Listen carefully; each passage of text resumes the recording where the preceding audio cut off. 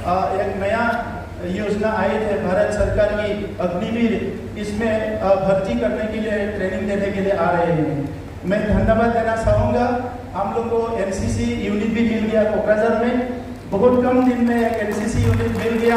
अभी हमारे हर school college में एनसीसी शुरू हो जाएगा और अभी उम्मीद है कि एक सैनिक स्कूल का, हर स्टेट में एक ही सैनिक स्कूल है, हमारे असम में भी एक है। लेकिन हम चाहते हैं बोडोलैंड के लोग, हमारा जो पेट्रियोटिक जो एक विचार है, सोच है, वो बहुत ज़्यादा है।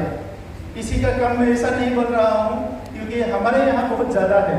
तो इसको थोड़ा सा हमारे यूथ को, हमारे स्टूडेंट्स को थोड़ा सा मौका दिया जाए कि देश की सुरक्षा के लिए, देश सेवा की काम करने के लिए, इसलिए हमने एक सैनिक स्कूल का मांग रखा है।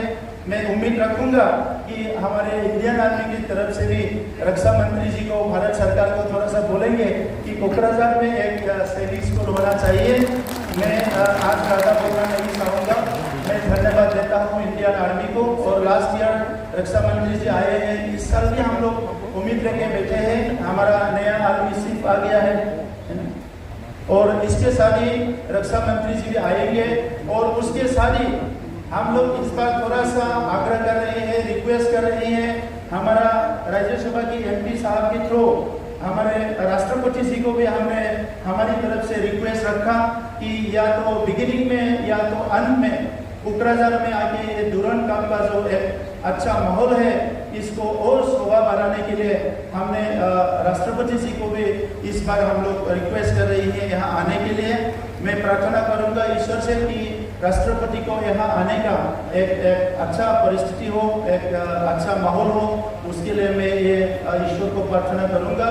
मैं ज़्यादा बोलना नहीं चाहता हूँ, फिर भी मैं आप लोग को रिक्वेस्ट करता हूँ 30 जुलाई से यहाँ जो दुरान काम होने जा रहा है, आप सब लोग आइए।